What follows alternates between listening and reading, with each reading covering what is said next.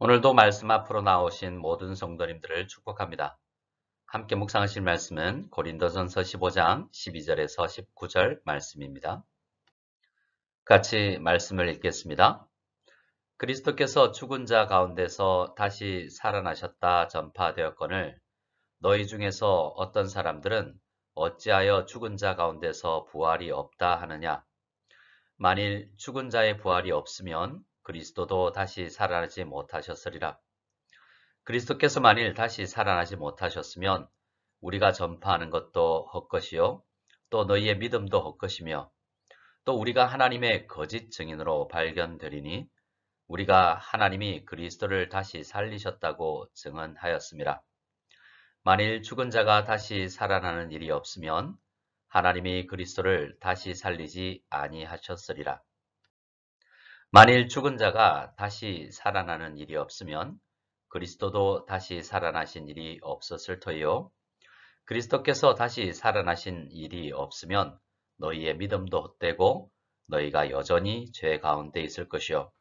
또한 그리스도 안에서 잠자는 자도 망하였으리니 만일 그리스도 안에서 우리가 바라는 것이 다만 이 세상의 삶뿐이면 모든 사람 가운데 우리가 더욱 불쌍한 자이리라. 아멘. 고린도전서에서 사도 바울은 기독교 신앙의 큰 그림을 보여줍니다. 교회가 어떻게 시작이 되고 교회의 토대가 무엇이며 교회는 어떻게 성장해 가야 하는지를 설명해 주었습니다. 그리고 교회로 모여서 드리는 예배에 대해서도 이야기를 했는데요. 사도 바울은 이 땅에서 성도가 어떻게 신앙생활을 해야 하는지를 설명해 왔던 것입니다. 그리고 15장에서는 성도들이 이 땅의 인생을 다 살아나고 단 다음 마지막에 어떤 일이 있을지에 대해서 이야기를 합니다. 성도는 이 땅에서 사명을 다하고 하나님의 부르심을 받으면 그의 영혼이 완전히 거룩하게 되어 즉시 영광에 들어가고 그의 몸은 여전히 그리스도에게 연합되어 부활할 때까지 무덤에서 쉬게 됩니다. 그래서 성경은 성도의 죽음을 잠을 잔다라고 표현을 하는 것입니다.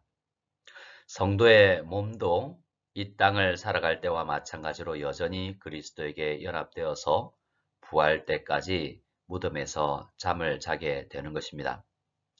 잠을 잔다고 하는 것은 깨어나는 것을 전제로 하는 것이죠.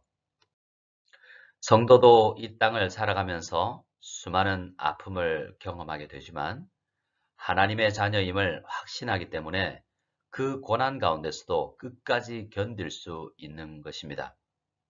또한 성도는 인생이 이 땅의 삶으로 끝나는 것이 아니고 부활 이후에 영원한 삶이 있다라는 소망 때문에 우리는 이 땅을 살면서도 많은 것을 절제하며 살아갈 수 있게 되는 것입니다.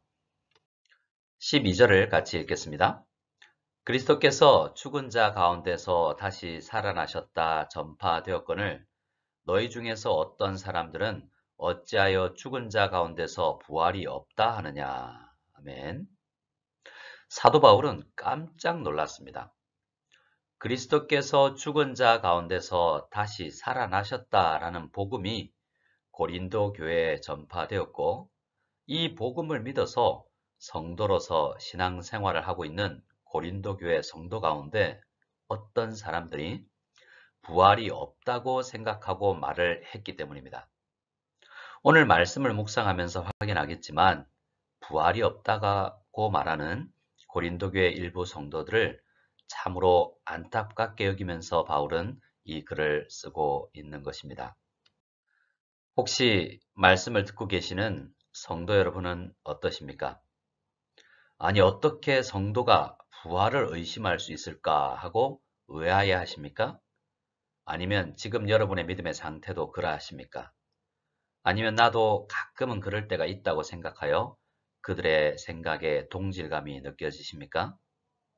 저는 목회를 해오면서 그리고 저 자신의 삶을 돌이켜보면서 많은 성도들이 대부분의 경우 부활에 대한 소망을 가지고 있지만 부활이 정말 흔들 수 없는 사실이라는 분명한 정리를 해놓지 않고 신앙생활을 하다 보면 어떤 유혹의 상황을 만나게 되면 부활 신앙이 자주 흔들릴 수 있다라는 것을 발견합니다. 13절 말씀을 같이 읽겠습니다. 만일 죽은 자의 부활이 없으면 그리스도도 다시 살아나지 못하셨으리라. 아멘. 사도 바울은 부활 신앙은 모든 신자가 알아야 할 분명한 사실이기 때문에 안타까워하면서 성도가 부활의 신앙을 확신하지 못한다는 것이 얼마나 큰 문제인지를 증명해 나갑니다.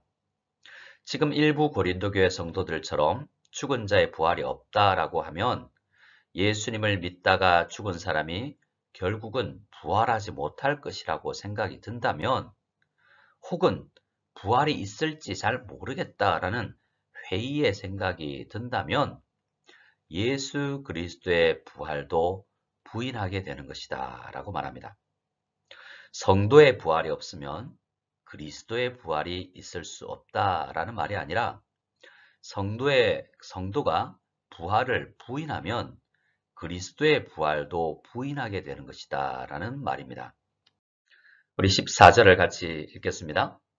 그리스도께서 만일 다시 살아나지 못하셨으면 우리가 전파하는 것도 헛것이요 또 너희 믿음도 헛것이며. 아멘. 사도 바울은 논리를 이어갑니다. 성도의 부활이 없다면 그리스도의 부활이 없고, 만일 그리스도의 부활이 없다면 사도 바울이나 다른 사도들, 복음 전도자들, 선교사들이 전파하는 것이 헛것이 될 것이 아니냐라고 말합니다. 사도 바울이 2차 선교 여행 당시 고린도 교회에 복음을 전파했죠. 무엇을 전파했다고요? 복음을 전파했습니다. 결국 성도의 부활을 부인하면 복음을 부인하게 되는 것이다 라고 말합니다. 복음을 부인하면 당연히 믿음도 바른 믿음이 되지 못합니다. 우리 15절 말씀을 같이 읽겠습니다. 또 우리가 하나님의 거짓 증인으로 발견되리니 우리가 하나님이 그리스도를 다시 살리셨다고 증언하였습니다. 만일 죽은 자가 다시 살아나는 일이 없으면 하나님의 그리스도를 다시 살리지 아니하셨으리라. 아멘. 사도 바울은 계속 논리를 이어가고 있죠.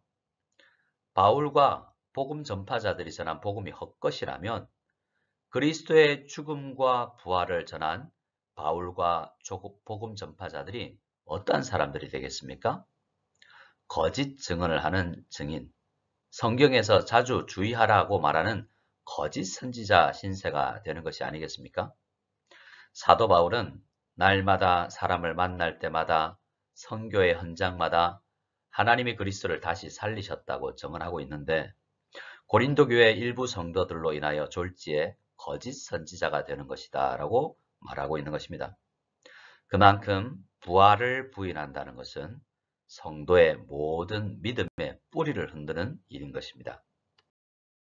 16절 말씀도 같이 읽겠습니다. 만일 죽은 자가 다시 살아나는 일이 없으면 그리스도도 다시 살아나신 일이 없었을 터이요. 아멘. 한편으로 생각해 보면, 아니, 예수님의 부활을 부인한 것도 아닌데 사도 바울이 너무 과하게 이야기를 하고 있는 거 아닌가? 이런 생각이 들 수도 있습니다. 하지만 아닙니다. 바울의 설명이 정확합니다.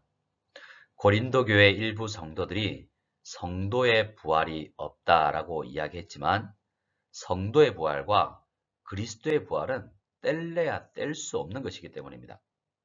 그리스도의 부활은 혼자 죽음에서 살아났던 나사로나 몇몇 사람들이 죽음을 이긴 것과는 본질적으로 다른 죽음과 부활이었습니다. 제2위이신 성자 예수 그리스도의 죽음은 모든 신자들과 연결이 되어 있어서 단순히 그리스도만 부활하신 것이 아니라는 것입니다.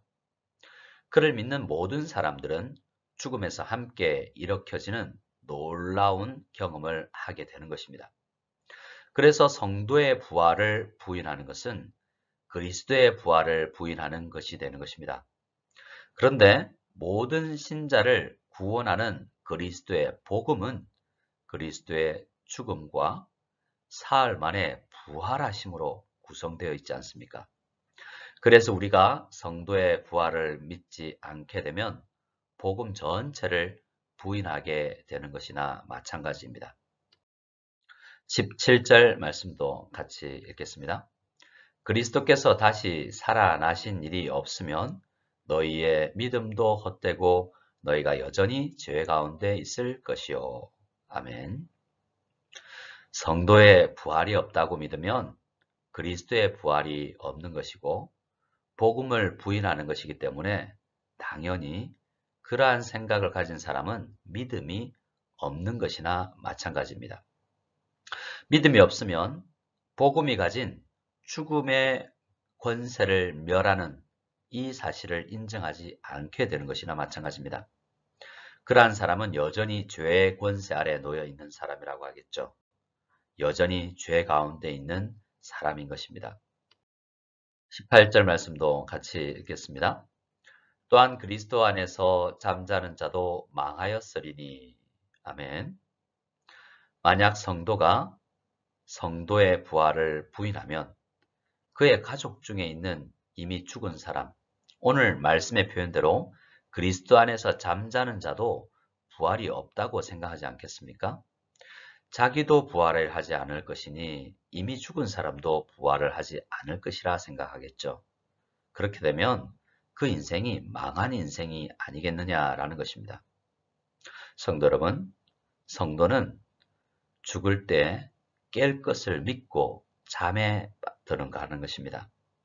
우리는 모두 이러한 깰 때의 소망을 가지고 살아가기에 오늘의 삶도 절제하고 그리스도의 뜻대로 살아갈 힘이 생겨나는 것 아니겠습니까? 우리는 절대로 망한 인생을 살아가는 사람들이 아닙니다. 그리스도 안에서 잠자는 모든 성도들은 망한 인생이 아닌 것입니다. 오늘 본문의 마지막 절인 19절도 같이 읽겠습니다. 만일 그리스도 안에서 우리가 바라는 것이 다만 이 세상의 삶뿐이면 모든 사람 가운데 우리가 더욱 불쌍한 자이리라. 아멘.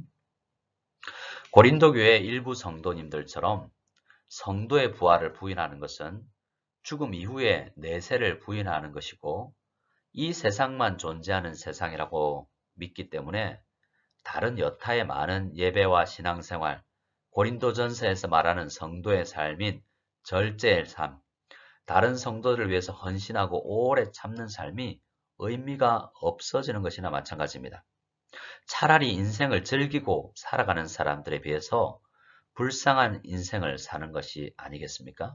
이것이 지금 바울이 말하고 있는 바입니다. 성도 여러분, 성도는 확실히 부활에 참여하게 될 것입니다. 우리 주님의 부활이 너무나 분명한 객관적인 사실이기 때문입니다. 우리 성도들은 복음을 믿을 때 예수 그리스도와 연합되어서 예수 그리스도의 부활에 참여합니다. 이 사실을 오늘 다시 한번 확인하고 믿으시기 바랍니다. 사실 사도 바울이 오늘 본문에서 말씀을 시작하면서 어찌 죽은 자 가운데 부활이 없다고 말하느냐라고 놀라워하는 것은 성도가 부활을 절대로 의심할 수 없기 때문이다라는 것은 아닙니다. 성도는 연약하여서 다양한 시험이 몰려올 때 부활신앙뿐만 아니라 여러 가지 믿음의 내용을 바로 믿지 못하여 흔들릴 때도 있게 됩니다. 사도 바울이 놀라는 것은 확실히 복음을 전하였는데 그 이후에 날마다 그 복음을 다시 확인하고 구원의 확신, 부활의 확신을 다지며 신앙생활할 수 있는 은혜의 방편들이 있음에도 불구하고 그러한 은혜의 방편인 말씀 묵상과 기도 생활을 소홀히 하여서 시험에 들은 것을 놀라워하고 안타까워하고 있는 것입니다. 성도 여러분, 우리는 말씀 묵상과 기도 생활을 바로 할 때 흔들리지 않는 구원의 확신을 가지고 주님을 찬양할 수 있지 않습니까?